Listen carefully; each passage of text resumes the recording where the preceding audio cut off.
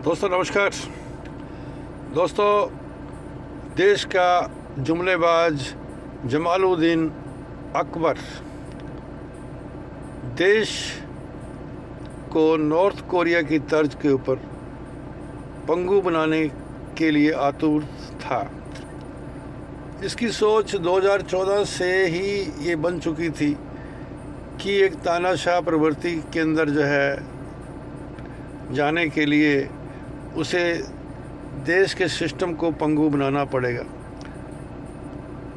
और वो north Korea के राष्ट्रपति किम जोंग से बहुत ही प्रभावित है और उसी की तर्ज के ऊपर इसने देश की प्रेस, सोशल मीडिया और सभी नामी पत्रकारों को पंगु बनाकर गोदी मीडिया के अंदर कुछ पत्रकारों को बिठाकर और जितने भी टीवी चैनल्स हैं उनको अपने कंट्रोल में लेकर देश की व्यवस्था को हाईजैक करने की भरपूर कोशिश की। लेकिन दुर्भाग्य ये रहा, 2014 के बाद 2019 का चुनाव और 2019 के बाद 2024 का चुनाव जब हुआ तो महोदय 240 सीटों के ऊपर ही सिमट के रह गए और 41 पार्टियों के सहयोग से इनकी सरकार बनी। छोटे मोटे घटक दल, थोड़े बड़े दल, है ना, इस तरह से करके इन्होंने सरकार बनाई और इस महोदय का जो सपना था वो अधूरा रह गया, क्योंकि इस सरकार के अंदर दो ऐसे रीच टाइप रंगा और बिल्ला थे, यानी कि हैं, अब भी हैं वो, कि वो अपनी शर्तों के ऊपर जो है इस महोदय को ब्लैकमेल कर रहे हैं और देश के लोकतंत्र को पंगु बनाने में भी उनका सहयोग भरपूर है। और सबसे बड़ी बात कि जिस लोकतंत्र की बात हम सभी करते हैं, मैंने पीछे भी एक वीडियो में बताया था कि हमारे सभी मौलिक अधिकार समाप्त हो चुके हैं, जो कि सुप्रीम कोर्ट ने स्पष्ट रूप से हिदायत दी थी कि जो भी नागरिकों के अधिकार संविधान के पार्ट 3 के अंदर हैं वो गारंटीड हैं, आवश्यक हैं, उनको समाप्त नहीं किया जा सकता, जबकि अप्रत्यक्ष रूप से उनको समाप्त कर दिया गया है। आप चेक करके देखिएगा जो आपके मौलिक अधिकार हैं वो ज़िंदा हैं या नहीं।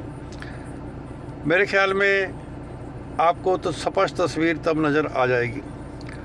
अब इस व्यवस्था को बनाने के लिए बहुत सारे लोगों का हाथ है, बीच में हमारे देश के नागरिकों का भी हाथ है, बहुत से चापलूस लोग, बहुत से डरपोक लोग जो उस व्यवस्था से डरे हुए हैं और इनका अनुसरण बखूबी कर रहे हैं, बहुत से पत्रकार, बहुत से और सहयोगी दल जो जिन्होंने अपने समय के अंदर डकैतियाँ खूब डाली और वो इस तरह के बड़े डकैतों से डरे हुए हैं जो सीबीआई और ईडी और बाकी चीज़ों का हथियार लेके घूम रहे हैं।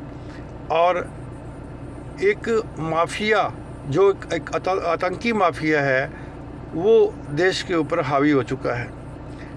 कहीं पे भी कोई भी घटना दुर्घटना होने के पश्चात भी कोई सुध लेने वाला नहीं है, कोई खबर लेने वाला नहीं है कि आपके साथ क्या हुआ। तो आप कमाइए और खाइए, सुरक्षा अपनी खुद कीजिए, आपको सरकार के ऊपर निर्भर रहने की ज़रूरत नहीं है, क्योंकि सरकार तो जिम्मेदारी कोई लेती नहीं है। सरकार को सिर्फ टैक्स चाहिए, इसके अलावा कुछ नहीं चाहिए। जो कोई भी इस राजतंत्र के अंदर काम कर रहा है, कोई भी ठेकेदार है, कोई भी दुकानदार है, कोई भी बिजनेसमैन है, कोई भी व्यापारी है, कोई भी है, कोई भी किसी भी क्षेत्र का बंदा क्यों ना हो, उसको वो जो है एक निश्चित अमाउंट राशि जो है वो चुका रहा है ना, टैक्स के रूप में या वैसे किसी भी रूप में जो है। और ये सरकार उससे ये नहीं पूछ सकती है कि भाई आप लोग क्या कर रहे हो, ये अधिकार नहीं है। देखिए, ये एक व्यापारिक सरकार है और व्यापारियों से ही तालमेल इनका शुरू से रहा है। लेकिन ये अलग बात है कि व्यापारिक माफिया जो था वो आतंक के साथ जुड़ चुका है। अब आप देश के अंदर सुरक्षित नहीं हो, देश से बाहर बेशक सुरक्षित होंगे लेकिन देश के अंदर सुरक्षित नहीं हो। कोई भी घटना किसी भी टाइम कहीं पे भी घट सकती है ना। तो कृपया थोड़ा चुनाव का ध्यान रखा कीजिएगा कि कहीं चुनाव तो नहीं आसपास। अगर चुनाव हो तो थोड़ा सा जो है बाहर निकलने पे थोड़ा नियंत्रण रखें अपने ऊपर जो है, ठीक है। और ये ज़रूरी है ताकि आपकी जनहानि कम से कम हो सके। और दोस्तों, अब इस व्यवस्था को बनाने के लिए चापलूस अधिकारी, कर्मचारी और कुछ न्यायाधीश भी बखूबी भूमिका निभा रहे हैं। और बहुत सारे विपक्षी नेता, जैसे मैंने पहले भी कहा, बहुत सारे विपक्षी नेता जिन्होंने अपने समय के अंदर खूब डकैतियाँ डाली थी, वो भी CBI, ED और इनकम टैक्स के डर से इनके साथ मिले हुए हैं या मिल चुके हैं। और देश गुलामी की तरफ बढ़ रहा है।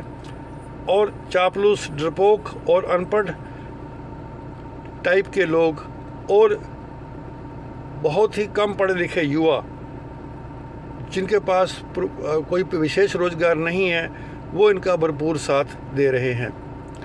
तो देश की व्यवस्था इस टाइम पंगु हो चुकी है। और देश की जो प्रमुख समस्याएं जो हैं, स्वास्थ्य की, रोजगार की और अच्छी और सस्ती शिक्षा की, उसके ऊपर फोकस मत कीजिए। क्योंकि जब कम पढ़े लिखे लोग सरकार में होते हैं तो उनका मकसद कुछ और होता है। ये जो बेसिक सुविधाएं हैं इनके ऊपर मकसद नहीं होता। क्योंकि ये एक मानने की बात है कि जिस देश के लोग अधिक पढ़े लिखे होंगे, अधिक शिक्षित होंगे, वो देश तरक्की करेगा पक्का। लेकिन अब हम इस वक्त बांग्लादेश, पाकिस्तान और नेपाल से तुलना कर रहे हैं अपनी, ठीक है। GDP हमारी लगातार ही गिर रही है। और आप पासपोर्ट रेटिंग में भी आप बहुत पीछे जा रहे हैं। लगातार पासपोर्ट रेटिंग आपकी लगातार कम हो रही है, ठीक है। और इस वक्त जो है देश की जो इकोनॉमी है, जो देश की व्यवस्था है, वो सिर्फ टैक्स के ऊपर टिकी हुई है, ठीक है। वो जो आसानी से जनता के ऊपर लगाई जा सकती है। यानी जो जनता इनको जिता रही है, इनका समर्थन कर रही है, ये उन्हीं को ही मार रहे हैं। अगर विशेष रूप से अगर हम देखें तो जनता की इनको अब ज़रूरत भी नहीं रही है। क्योंकि जो तरीका इनका चुनाव जीतने का है वो बहुत ही विचित्र है। जनता की ज़रूरत नहीं है, चाहे सारे के सारे मर जाओ, ठीक है। 140 करोड़ के 40 करोड़ मर जाओ चाहे शाम से पहले, कोई दिक्कत नहीं है। ये तो बांग्लादेश से भी ले आएंगे, पाकिस्तान से ले आएंगे, हायर करके ले आएंगे, भाई ये वोटर हैं, भैया वोट डालो तुम। तो ज़रूरत नहीं है इनको। तो ज़रूरत आपको है इनको ज़रूरत आपकी नहीं है, ठीक है। चुनाव तो ये जीत ही जाएंगे और आगे भी जीतते रहेंगे, है ना। जाने वाले नहीं है ये, क्योंकि कुर्सियों पे कब्जा किए हुए हैं ये। जितनी भी महत्वपूर्ण कुर्सियाँ हैं उन पे ये बैठे हुए हैं। और इस वक्त किसी के बस की बात भी नहीं है इनको हटाना जो है इधर से उधर जाए। क्योंकि सारे सिस्टम को हाईजैक इन्होंने कर लिया है। चाहे चुनाव आयोग हो, चाहे न्यायपालिका के कुछ न्यायाधीश, मैं सभी नहीं बोलूँगा क्योंकि सभी ऐसे नहीं हैं, लेकिन कुछ न्यायाधीश। और इसके बाद जो अपना जो ये मंत्री बनाते हैं राज्यसभा के बैकडोर से, है ना, वो सब डमी टाइप के ही हैं सारे, है ना। जहाँ मर्जी साइन करवा लो इनके जो है ना। बोलते तक नहीं कुछ भी ये फालतू जो है ना, बोल सकते ही नहीं है फालतू। क्योंकि ये तो तनख्वाहिया लोग हैं, तनख्वाह मिल रही है उनको, ठाट बाट मिल रहे हैं, बस बढ़िया मौज है। और लोकसभा में और राज्यसभा के अंदर कितने के लोग होते हैं बोलने वाले, ज़रा सोच के देखिए कितने के लोग बोलने वाले होते हैं, है ना। 2 4 5 उनको भी बोलने देते नहीं, उनका भी माइक बंद कर देते हैं उठा के, है ना। ये तो हाल है लोकतंत्र का। तो इसलिए आप उम्मीद मत कीजिए, अपने अधिकारों की बात मत कीजिए कि आपको आपके अधिकार सुरक्षित हैं या आपको अधिकार मिल जाएंगे। आप गुलामी की तरफ बढ़ रहे हो। और उसकी तरफ जो पहला कदम है वो भी आप लोगों ने रखा। बथेरी बहुत सी तालियां और थाली बजा चुके हैं, ठीक है। और मोदी ने चेक कर लिया था कि भाई मेरे पीछे पीछे दौड़ने वाले लोग तो हैं, है ना, तानाशाही की तरफ कदम बढ़ चुके हैं, है ना, आपके अधिकार ख़त्म हो चुके हैं और आपको आदत डाली जा रही है उन अधिकारों के बिना जीने की। जब आपको आदत पड़ जाएगी तो फिर आसानी से कानून बना देंगे उठा के, ठीक है, और आप लोग भी आराम से रहोगे कि वही कोई बात नहीं, रह लेंगे, ठीक है। और अंग्रेज़ों ने एक बात कही थी जाने से पहले नेहरू जी को कि भाई ये जो लोग हैं ना तुम्हारे भारतीय है, इनको हम छोड़ के जा रहे हैं, गुलामी से मुक्त करके जा रहे हैं, इनको अगले 100 साल तक खाली मत छोड़ना, यानी इनको आज़ाद मत छोड़ना, नहीं तो ये फिर जो है गुलाम हो जाएंगे। तो लेकिन गुलामी का खून शायद हमारे अंदर है ना, गुलाम रहने की आदतें हैं पुरानी, तो कहाँ जाएंगी। हम तो पहले भी गुलाम रहे हैं, है ना, बहुत सारे शासक आए, है ना, मुसलमानों ने भी राज किया कितने सालों तक, अंग्रेज़ भी राज कर गए, ठीक है, और अब इसके बाद काले अंग्रेज़ों की बारी है, काले अंग्रेज़ भी राज कर रहे हैं, है ना। तो लोकतंत्र ख़त्म हो चुका है, आपके अधिकार समाप्त हो चुके हैं और आप अधिक बात मत कीजिए। और जो आपकी कॉर्पोरेट जो लाइफ के अंदर जो नौकरियां हैं ना, ये भी सुरक्षित नहीं रहेंगी 2030 के बाद, है ना। सिस्टम सारा ही बदलने वाला है। जो AI है वो हावी हो चुका है इस सिस्टम के ऊपर जो है, यानी एक आदमी या एक चीज़ जो एक रोबोट है, अगर 4 या 5 काम वो एक टाइम में कर सकता है तो वहाँ आदमी की ज़रूरत थोड़ी है, तो आपकी क्या ज़रूरत रहेगी।